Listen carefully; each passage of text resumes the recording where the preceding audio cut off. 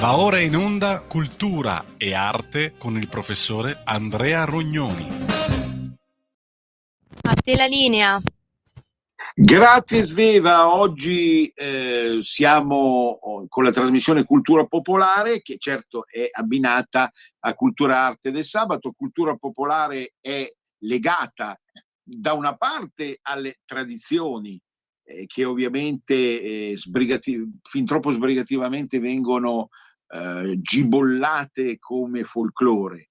In realtà è un'appartenenza atavica a gusti, orientamenti, feste, ricorrenze e riferimenti di tipo calendariale, ma dall'altra parte anche a tutto quell'universo oramai enorme nel moderno, nel postmoderno, legato alla musica, allo spettacolo e ad altri elementi, il cinema ovviamente, ad altri elementi che possono concorrere a costruire una cultura di orientamento popolare, cioè vissuta, gestita, ma soprattutto vissuta e goduta da una vasta pletora di persone.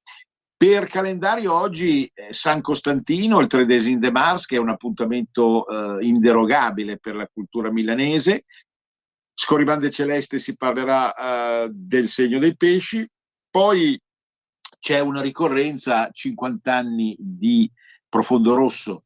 Profondo Rosso è stato il film di Dario Argento che ha iniziato una nuova era connotata da gusti horror, che partendo anche da una dimensione gialla, diciamo così, vivisezionavano il corpo umano. E questo per quanto riguarda i miti del cinema, ma anche Checco Zalone, perché Checco Zalone è un personaggio oramai famosissimo, viene addirittura ritenuto da taluni il più grande comico italiano vivente, ma la parola comico non deve trarre in errore. L'ultimo video è di spunto riflessivo e certamente fa anche ridere e al tempo stesso piangere. Parliamo della fine del patriarcato, il video oramai virale che sta avendo un successo enorme su tutti i social e che sanziona un passaggio d'epoca alla maniera ironica di Checco Zalone. Per quanto riguarda il dopo Sanremo, certamente alcuni personaggi sono saliti alla ribalta in maniera perentoria e perfino caricaturale. Parliamo di Lucio Corsi, chiamato il terzo Lucio, dopo Dalle Battisti, un cantautore toscano che, pur essendo arrivato secondo alla gara, si è imposto come il più originale, il più carico di gusto anche intellettuale. E lui andrà all'Eurofestival, ma all'Eurofestival ci sarà anche un altro cantante che sta facendo discutere. Parliamo di Tommy Cash, estone, parteciperà all'Eurofestival per l'Estonia e la sua canzone, già preannunciata perché già vincitrice in patria, Espresso Macchiato, sta facendo molto discutere. Altro non è che una chiara, forte, seppur gustosa presa in giro dell'italianità. Per la rubrica Il leghismo spiegato al popolo, genesi storica della boria statalista. Vedremo appunto come in Europa alcuni stati-nazioni dell'Ovest Europa hanno fatto da modello negativo e hanno causato quella protesta, soprattutto filosofica e culturale, che ha portato a poco anche e soprattutto al leghismo. Tra le ultime notizie c'è la morte del figlio del cantautore Gino Paoli. Gino Paoli gode di ottima salute a 90 anni suonati, ma purtroppo il figlio Giovanni è passato a miglior vita. Un altro dolore per il grande Gino, che ha accompagnato fin dagli anni 60 la musica più singolare per le nostre orecchie. Allora dicevamo San Costantino l'11 marzo, domani, Ma la domanda è, questo San Costantino nel calendario è quel famoso imperatore che ha fatto l'editto di Milano, quindi ha dato il via al cristianesimo, imperatore romano? No, San Costantino è un'altra singolare figura medievale che però ha un altrettanto sapore identitario, perché è stato colui che ha favorito l'evangelizzazione della Scozia. Sappiamo che fra le terre più care a un mondo che si ispira alla libertà e al federalismo c'è proprio la Scozia, che da tanti secoli sta combattendo per una maggiore autonomia rispetto a London. San Costantino, quel San Costantino lì è sicuramente stato fra i primi scotisti dell'universo. Però siccome c'è un problema, non è stato fatto santo l'imperatore Costantino. Perché non è stato fatto santo? Questo dipende da una scelta logica della gerarchia ecclesiastica, che ha ritenuto che, nonostante l'imperatore Costantino aveva assoluta capacità di favorire il cristianesimo, convertendosene, no? Voi ricorderete senz'altro in hoc signo vinces, no? In quella famosa battaglia in cui appunto Dio gli avrebbe parlato e lo avrebbe fatto passare dal paganesimo al cristianesimo. Complice la madre, è una storia lunga e articolata, comunque coinvolgente, ma Costantino non poteva ambire a essere santo perché era già imperatore romano. Nessun imperatore romano può essere ritenuto degno di santità, in quanto dal punto di vista del calendario cristiano gli imperatori romani erano comunque pregni di quel tipo di religione a sfondo idolatrica che nel bene e nel male era stata protagonista delle basi anche gerarchiche e strutturali dell'impero. Però succede questo, che in riferimento anche all'editto di Milano, che porta una firma molto interessante, 13 marzo del 313, pensate, sono numeri da giocare all'otto che sicuramente dal punto di vista numerologico significheranno qualcosa.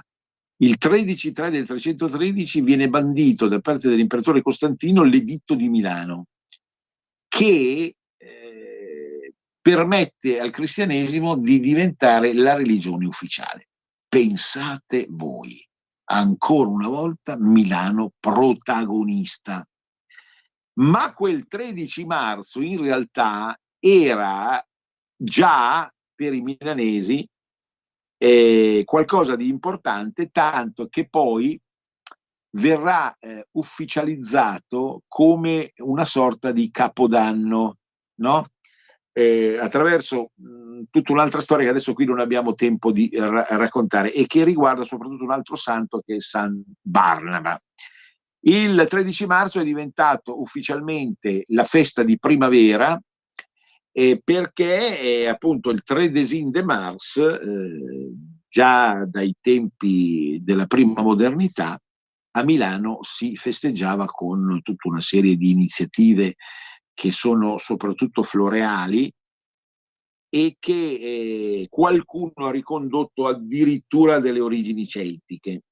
Noi non stiamo qui adesso a cercare di far luce in un mondo complesso e complicato, in bilico fra paganesimo e cristianesimo, ma certamente siamo sicuri del fatto che se c'è una festa molto sentita dai veri milanesi, ma veri milanesi ci si può diventare anche, c'è bisogno di essere nati per forza a Milano, però insomma per quelli che hanno a cuore l'identità milanese è proprio il 3 de Mars, la festa di primavera che da tempo notevole permette ai milanesi di scendere in strada dopo il lungo inverno e festeggiare. Ora, la coincidenza anche del 3 de Mars con il 13-3-313, che è la data di firma, non la divulgazione definitiva e così insomma la traduzione in pratica. Di questo problema parleremo tra un po' anche per il video di Checco Zalone, capirete perché, no? È curiosa la faccenda. La traduzione in pratica dell'editto di Milano, quindi della vittoria del cristianesimo, è di giugno dello stesso anno 313. Ma la firma è invece proprio da far risalire al 13-3-313.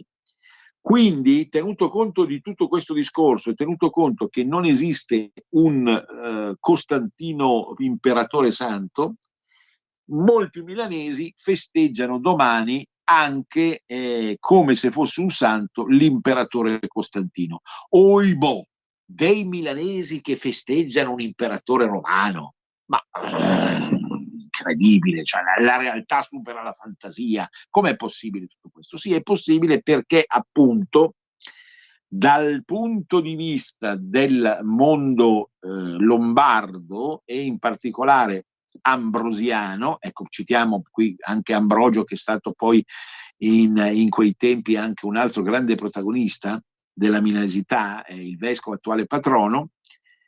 Da quel punto di vista lì c'è poi proprio un'essenza, una quintessenza legata all'importanza estrema dell'editto di Milano e del grande Costantino imperatore, insomma, che in qualche modo capì che Milano era diventata più importante di Roma.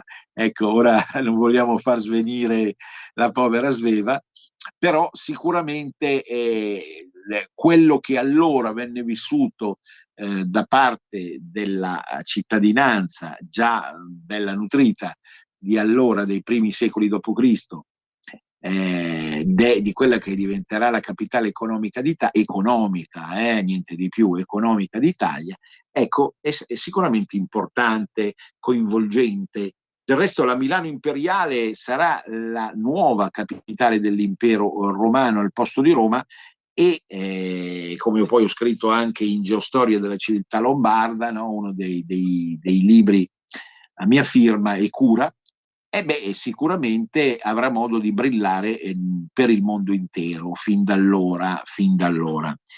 Quindi è per questo che poi alla fine l'11 marzo per i milanesi è comunque da intendersi anche come San Costantino il Grande, l'imperatore, e non soltanto il santo che comunque favorisce la Scozia. Le due cose sono collegate perché? Perché nel pensiero popolare le coincidenze non esistono, cioè se esistono vanno lette in una chiave esoterica. Questo è il pensiero popolare. Il pensiero popolare supera la logica banale, ecco, delle cosiddette scienze causa-effetto. La supera perché è in grado, attraverso anche tutta una serie di spunti, ma anche di tradizioni, di discipline, no? Che sono a sfondo esoterico, di capire meglio la realtà.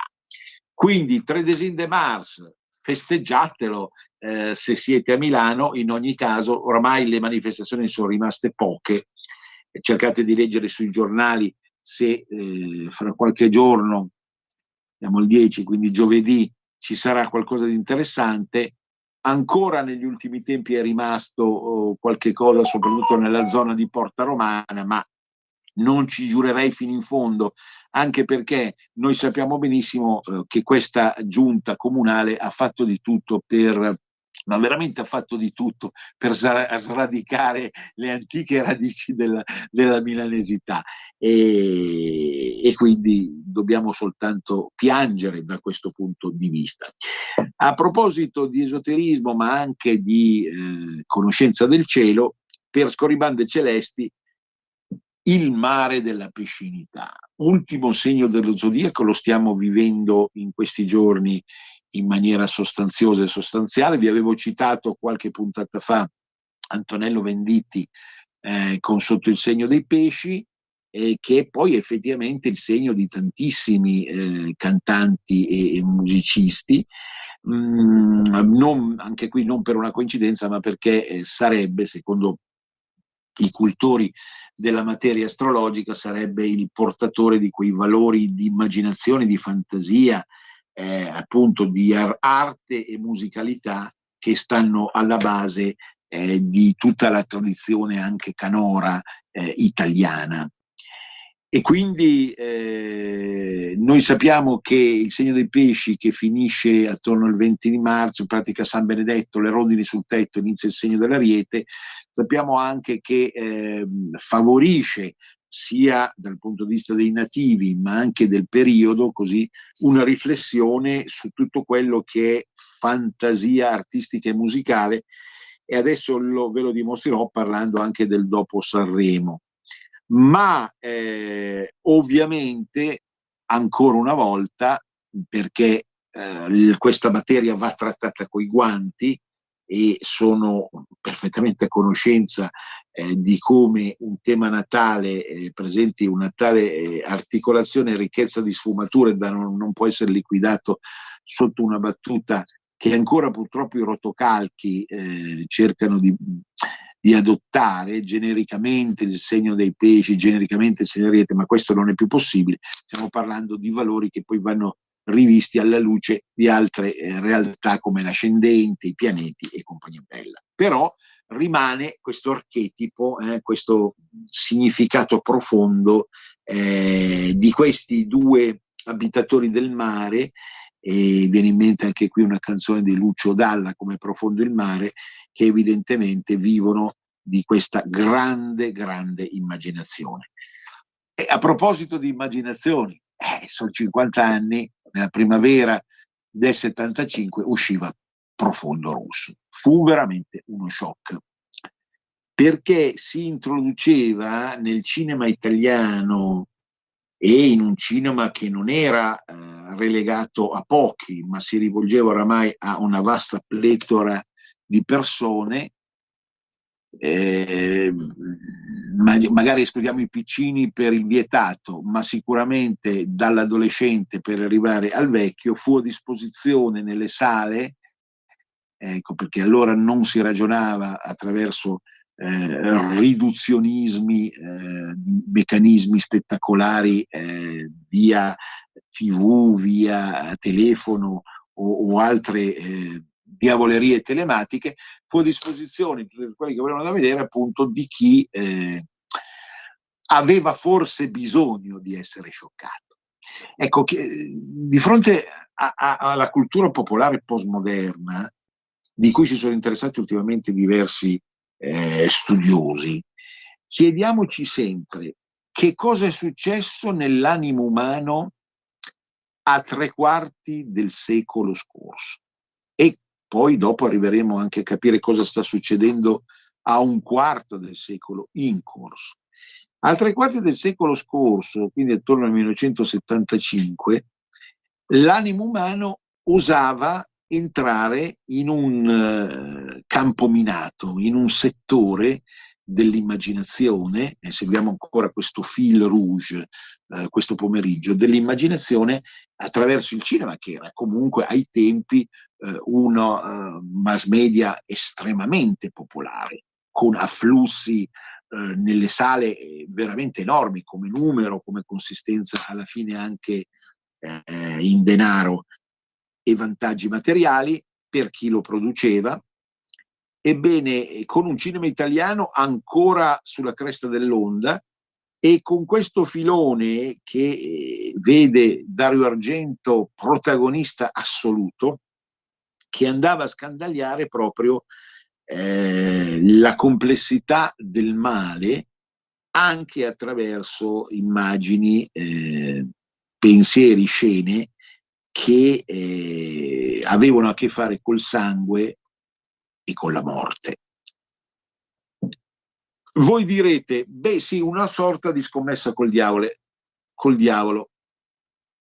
Dario Argento è sicuramente un autore, un regista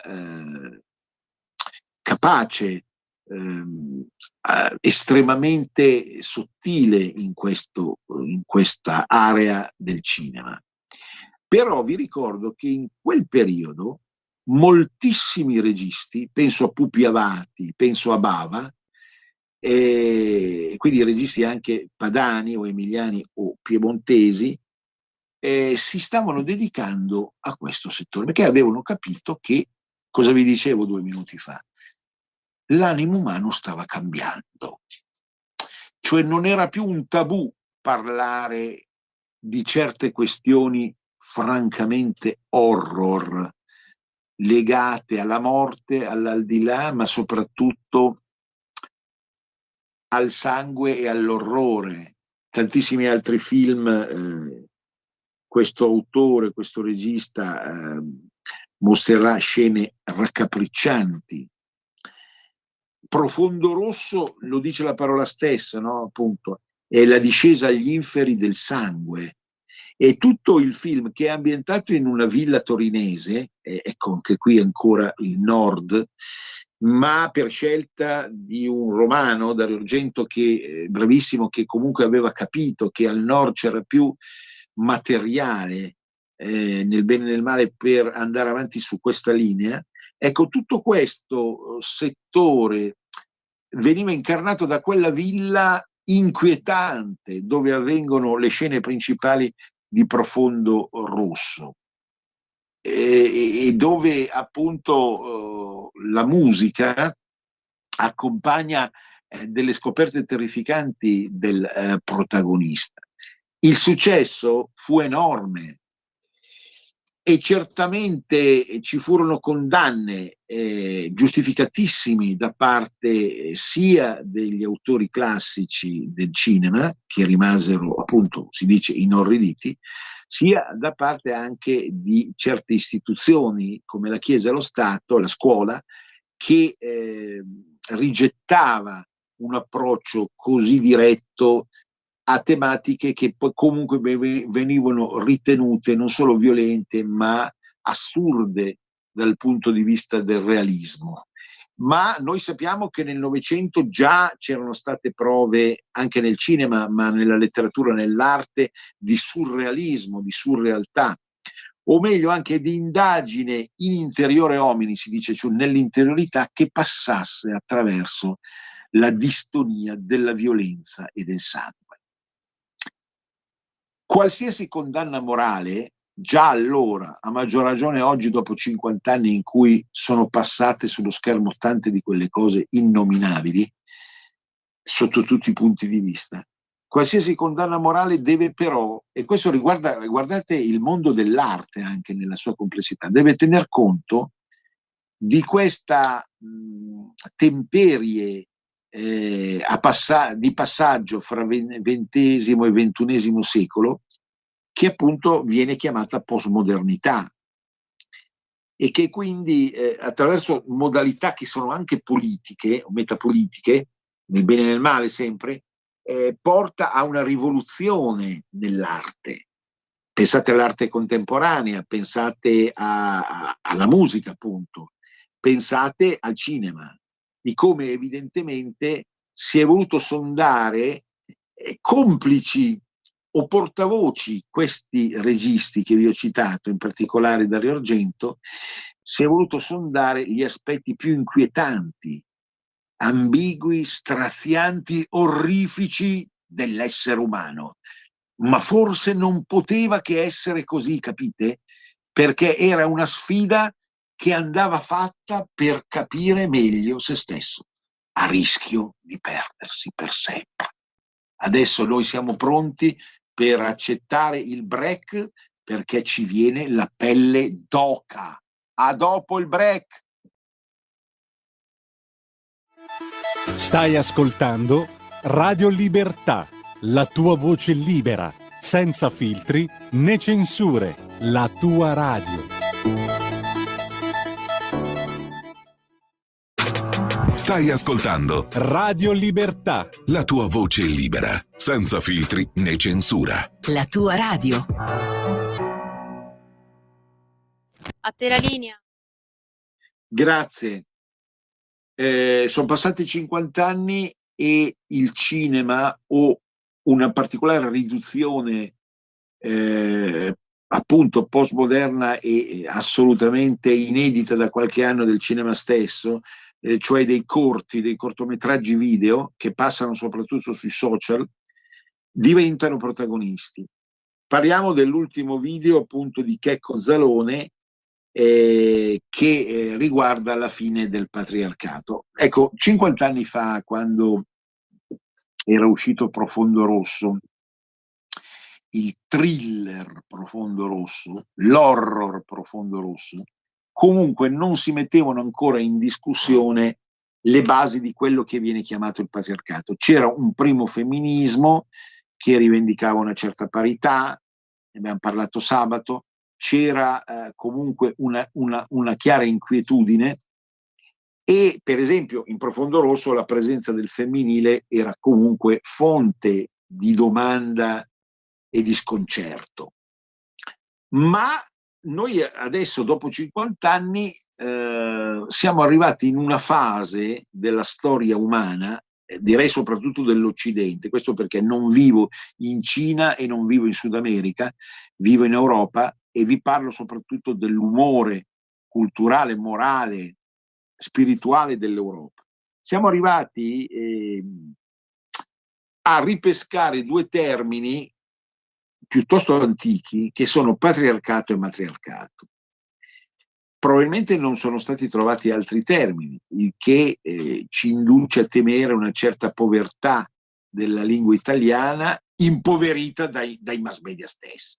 Però se Checco Zalone se ne esce ora con questo video short, video di qualche minuto sulla fine del patriarcato, un motivo ci deve essere. Il video sta avendo sono bastate poche giornate, a partire dall'8 marzo, 7, 8, 9, 10, 4 giornate, e già sta avendo un successo clamoroso. Riprende un'idea a sfondo ironico, autoironico e tipica di questo personaggio che coi suoi film ha molto, anche qui, rivoluzionato il cinema per altri motivi e con altri gusti, che sono a sfondo comico ma che comunque sono in grado di parlare al cuore dell'essere umano, nella fattispecie al cuore dell'italiano, stiamo parlando di cultura popolare italiana, perché va appunto a pescare, vi dicevo, quelli che sono i problemi principali di questa contemporaneità assoluta che è il primo quarto di secolo circa. Dunque diciamo dei suoi film che sono diventati dei cult assoluti, e poi adesso questi video. Uno l'ha fatto passare durante il Covid ed è stato un primo successo che insomma ritraeva due personaggi che comunicavano attraverso il pavimento perché non potevano uscire di casa, innamorandosi grazie al Covid. E poi abbiamo avuto il video salentino, sempre di Checco Zalone, con la nota attrice americana che insomma voleva essere un invito a uscire dall'asfissia del Covid, e adesso siamo piombati in un'altra tregenda, se mi permettete questo termine. Lui fotografa benissimo con quel gusto sadomaso in senso alto che lo ha fatto diventare uno dei maggiori protagonisti del cinema europeo.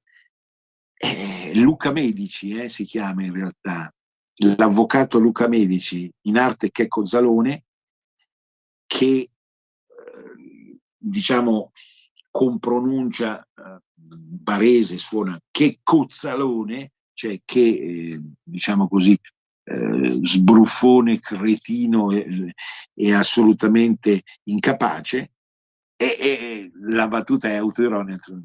Si racconta la fine del patriarcato.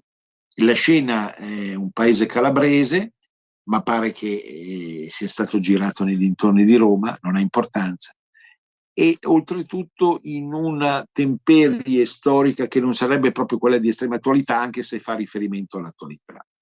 Praticamente l'attore interpretato da Checco vive l'ultimo giorno del patriarcato, perché esce un bando che tutti i tristi uomini del paese calabrese sono costretti ad ascoltare, secondo il quale da domani chi non segue le regole del matriarcato, quindi chi non affossa definitivamente il patriarcato e quindi chi ancora si comporta con fare autoritario nei confronti di moglie o amica, ecco, subisce una multa clamorosa. Si busca, dice il video, si busca una brutta sorpresa economica. Di qui poi la trasformazione dello stesso Checco, che da autoritario negli ultimi giorni del patriarcato, autoritario dispensatore di ordini e di cattive maniere nei confronti della moglie, diventa assolutamente devoto ad essa, al punto di far da mangiare, di accudire i figli e di accettare, aspetto più doloroso di tutti, l'esistenza di un toy boy che viene a prendere in moto la sua moglie per portarla a divertirsi. Ecco, il video va visto perché la maestria di Checco Zalone va proprio a stanare quelli che sono i problemi principali del passaggio in corso tra patriarcato e matriarcato, ma vista sempre dalla cultura popolare. Questa è la grandezza di Checco Zalone, che può piacere o non piacere, perché ciascuno di noi proprio a pelle simpatizza o antipatizza con i vari attori, con le varie attrici, eccetera, eccetera. È un film che crudamente riconosce i problemi di questo passaggio d'epoca e quindi ironizza su tutto quello che può succedere, dalle lasagne bruciate da parte del novello cuoco per arrivare appunto alla accettazione supina, ecco, da rospo da ingoiare, dell'esistenza di un toy boy che finalmente soddisfa le voglie nascoste della moglie. Ecco, il video va assolutamente visto, io ve l'ho raccontato, ma il video infatti sta avendo un successo già colossale e quindi ancora una volta ci propone uno spaccato d'Italia che comunque ha valore dalle Alpi alla Sicilia, nonostante l'ambientazione calabrese, si badi bene, perché qui entriamo un po' nelle viscere di una certa problematica. Il nord vive certi problemi con sfumature diverse del sud, però non sono altri problemi, sono sempre quei problemi.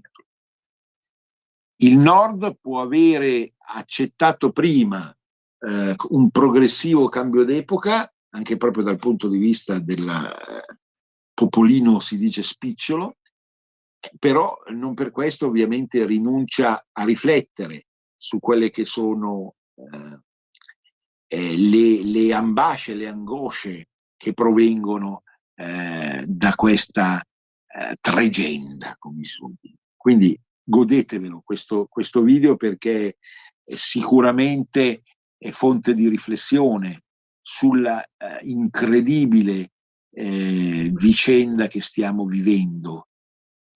Incredibile alla luce di quello che è stato il passato, però certamente da capire fino in fondo se vogliamo veramente resistere alle facili isterie che sono da una parte quella di una donna boriosamente vincitrice e dall'altra quello di un uomo che reagisce male, troppo male, al punto che addirittura è stata coniata dal governo, diciamo così, una soluzione legislativa contro il femminicidio. Però vedete, nella cultura popolare non si può neanche parlare troppo seriamente, ma non perché siamo dei gigioni. Io cerco di far capire anche questo lato dell'animo rognoniano. Non è che io sia un gigione e mi metto a ridere, cioè capisco i drammi del nostro tempo, ma a volte a drammatizzare troppo, a urlare, a mettersi le mani nei capelli, non serve a niente, non serve a niente. Cioè, esiste sempre una dimensione dialettica, che è poi anche la quintessenza di una gestione liberale del mondo, certo di destra, ma sempre in relazione e in dialogo con le idee nuove ed eccessive che arrivano dalla sinistra. Ma neanche questo poi vale, perché la cultura popolare ragiona al di là degli spostamenti, dei postamenti e degli spostamenti, perché ragiona attraverso il cuore, la mente abbinata al cuore e tutto quello che poi noi, specialmente âgé, i giovani sono forse ancora troppo, come dire, istintivi, abbiamo potuto accumulare nel nostro piccolo, si intende con tutti i nostri difetti, attraverso l'esperienza. Il dopo Sanremo è successo tutto il contrario di tutto. È successo che il vincitore sarebbe stato fatto oggetto, insomma, di un interesse eccessivo da parte di una conduttrice televisiva, e non aggiungo altro, ma niente di grave, ve l'assicuro. È successo che la canzone arrivata seconda sta avendo un seguito eccezionale. Parliamo di Lucio Corsi, con quella canzone singolare che ci permette di entrare nella logica di diciamo così, di un dissociato che riesce comunque ad accettare la vita nonostante tutto. Lucio Corsi rappresenterà l'Italia all'Eurofestival proprio perché il vincitore ha dei problemi, a quanto pare strumentali e vocali, e quindi Lucio Corsi dovrà combattere contro chi all'Eurofestival? Quello che già viene presunto vincitore, l'estone Tommy Cash. Tommy Cash sta facendo conoscere al mondo intero la sua canzone che più di un cavallo di battaglia è una macchina da guerra, Espresso Macchiato. Si tratterebbe di una sottile presa in giro dei comportamenti italici ed italioti, cioè la fissazione appunto di riuscire a risolvere varie tensioni attraverso un buon espresso macchiato, che assurge a simbolo di un impatto con l'ambiente, con il cibo, le bevande, i rapporti umani, bisognoso di passaggi traumatici per il corpo, in modo da risvegliarlo e da dargli la possibilità di rientrare a correre per la felicità. L'espresso macchiato di Tommy Cash è una canzone, secondo me, carina, gustosa, ma se voi avete ancora una volta scartabellato, mi permetterete questi termini, i social, cioè fatto passare sotto i nostri occhi i vari Reels, TikTok, Instagram e quant'altro, vi sarete resi conto che Tommy Cash ecco, viene molto detestato da quel fronte italofono che ritiene offensiva qualsiasi appunto, qualsiasi spunto che viene fornito al mondo sul costume italiano.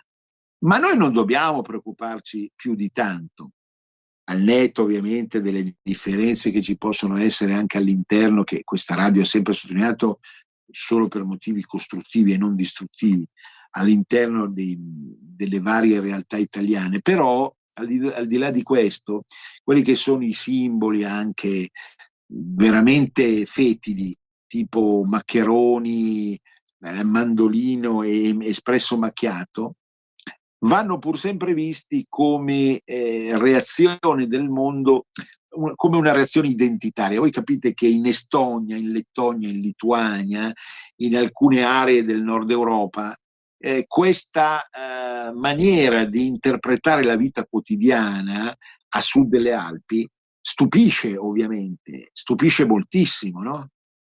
E quindi probabilmente Tommy Cash o chi ha scritto la canzone per lui, poi avremo ulteriori particolari, ha osservato entrare in un bar a Milano o a Roma un ragazzo trafelato, un giovane trafelato appunto, stanco, e chiedere quasi disperatamente: mi dia subito un espresso macchiato, non ce la faccio più, ho bisogno di rinascere.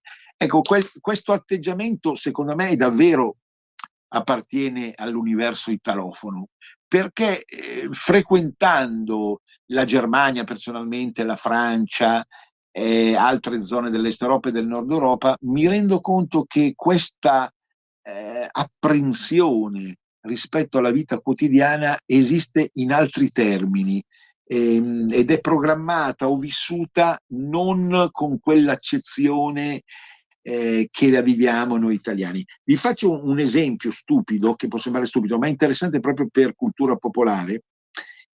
In moltissimi bar e locali francesi, già francesi e non tedeschi dico, quindi più simili per certi aspetti anche a noi, non ti danno un caffè al banco, sì, in alcuni casi sì, ma rari, e ti chiedono di sederti. Questo è contrario alla mentalità italiana, perché il caffè è qualcosa che va preso alla svelta, in modo tale da ridare tempra ai propri nervi, alla propria volontà di vivere, di fare. Siamo fatti così! Siamo fatti così a sud delle Alpi, la volete capire oppure no? E questa è anche quindi una forma di orgoglio, è una forma di recupero di tratti che poi non devono autorizzare una cattiveria eccessiva nei confronti di Tommy Cash. Tommy Cash simpaticamente ha voluto prenderci in giro, e se vincerà il festival sarà grazie a questa presa in giro. Sì, il mondialismo è questa roba qua, oggi come oggi. Un, un fregarsi a vicenda. Cosa possiamo dire noi miseri mortali che vediamo questi grandi guru del mondo, americani, russi, cinesi, ucraini, francesi, tedeschi, ecco, che stanno mercanteggiando fra di loro il destino dell'Europa e il destino dell'Italia. Cosa possiamo fare? E questo è il bello, anche prenderla alla nostra maniera, con una certa filosofia, che non è fatalista, ma che certamente va al cuore di certi problemi con lo spirito che può avere un Checco al sud, o quei pochi attori che sono rimasti molto conosciuti al nord. E allora cosa dobbiamo fare? Vedremo cosa succederà realmente all'Eurofestival, vedremo cosa succederà. Ne succederanno sicuramente delle belle, vedremo come poi sarà accolto in Europa questo menestrello toscano che viene chiamato il Terzo Lucio dopo Battisti e Dalla, proprio per le capacità cantautorali. Ho già detto che a me non piacciono i culti della personalità, in parte il personaggio è ben costruito, ovviamente, quindi si è ben studiata la struttura comportamentale, l'abbigliamento, la stessa tenuta di voce di Lucio Corsi, per riuscire in qualche modo a vincere e a spopolare.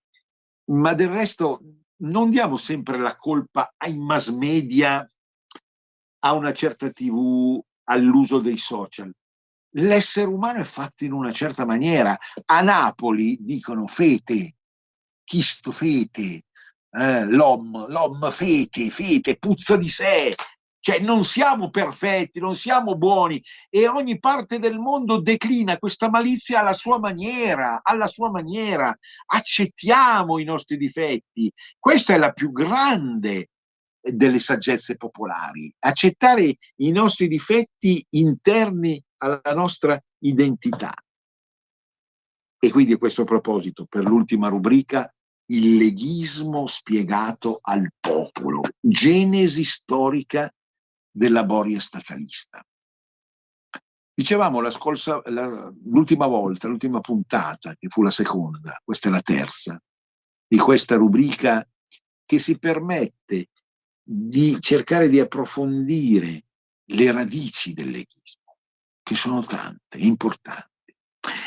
Dicevamo Grozio e Altusio i primi leghisti antelitteram, ma ci sono tre nazioni, la Spagna, l'Inghilterra e la Francia, che diventano molto grosse, boriose, e assumono proprio la forma di nazione-stato in senso peggiore, tanto che i loro politici, cioè del 600 e del 700, favoriscono il cosiddetto mercantilismo, cioè la prima forma di capitalismo, in modo da aiutare appunto i primi imprenditori, soprattutto del mare, ma non solo, i primi mercanti e i primi industriali. Lo fanno a danno delle varie identità interne, oppure colonizzando il mondo esterno, cioè colonizzando l'Asia, l'Africa, l'America. E tutto questo è contrario ai principi del leghismo, cioè di un federalismo sano che cerca di salvaguardare le identità più piccole, danneggiate da quelle più grosse. Così in Francia, a Parigi, si mangia poco a poco tutto il sud, in Spagna, a Madrid, cerca di far sua senza pietà l'Andalusia e la Catalogna. In Inghilterra Londra diventa un'aquila vorace, anche attraverso i mari. Pensiamo poi a tutto quello che accadrà nel mondo fino al Commonwealth e all'età vittoriana. Ecco, questi modelli statali, quello che voglio dire, secondo il leghismo, sono frutto di una visione capitalista, imperialista, statalista, soprattutto statalista, in senso sbagliato, perché tendono appunto, quindi tendevano fin dalla prima modernità, a distruggere le piccole patrie, a impedire appunto alle vere identità. Pensiamo appunto all'Occitania in Francia, pensiamo a tutto il nord della Spagna e Paesi Baschi anche, certamente, pensiamo all'Inghilterra che insomma maltratta il Galles e la Scozia e alcune altre parti del paese. E con tutto questo in nome di una potenza, del mostrare i muscoli, che effettivamente va contro i principi della libertà da questo punto di vista. Quindi attenzione, nascono a poco delle voci che maturano sicuramente tra 700 e 800, che vedremo la prossima volta, in grado appunto di proporre delle soluzioni alternative, ecco, che possano favorire l'esistenza e la vitalità culturale, linguistica, identitaria dei veri popoli che abitano l'Europa. Sempre, intendiamoci, non con un'azione, un pensiero, un'azione distruttivi, perché quando si vuol distruggere non si arriva a niente, ma sempre in una funzione dialettica, di collaborazione, ma di sforzo anche a far capire. Non so, mi viene in mente Proudhon per la Francia dell'Ottocento, come la struttura statale di impianto centralista, per esempio il mondo giacobino francese, sia destinato a fallire, perché non si fa garante di quella che è la vera volontà dei popoli che costituiscono la Francia. Ecco, vi ho parlato di questi tre stati euroatlantici, diciamo, dell'Europa occidentale, perché poi hanno fatto da cattivi incubatori dell'Italia stessa, che è nata male. L'Italia non è che non dovesse nascere, ci mancherebbe altro, che non l'Italia doveva comunque nascere, ma è nata nella maniera sbagliata. E chi fin poi dall'Ottocento, come il grande Carlo Cattaneo, ha avvertito e ha proposto a sua maniera una soluzione che poi è stata bocciata purtroppo dai governi del Regno d'Italia, e aveva capito che non si doveva cominciare ad andare su questa china sbagliata, su questa china distruttiva delle identità e delle tradizioni, che poi ci ha portato fino ai giorni moderni e alla nascita di quella che poi è stata chiamata appunto Lega in senso reale e in senso politico, che poi è il partito più vecchio che esiste nel Parlamento italiano. Ma questa anzianità è un'anzianità che non è solo anagrafica, ma di intuizione metapolitica, oserei dire quasi sacra, all'interno della modernità, come progetto di risoluzione dei problemi che gli stati-nazioni, gli stati più protervi, gli stati coloniali, autori di colonialismo esterno, ma anche di colonialismo interno, hanno provocato negli ultimi 3 secoli. Un grande abbraccio a tutti. Venezia risorga, risorga Venezia per sempre. Avete ascoltato Cultura e Arte con il professore Andrea Rognoni. Per la tua pubblicità visita il sito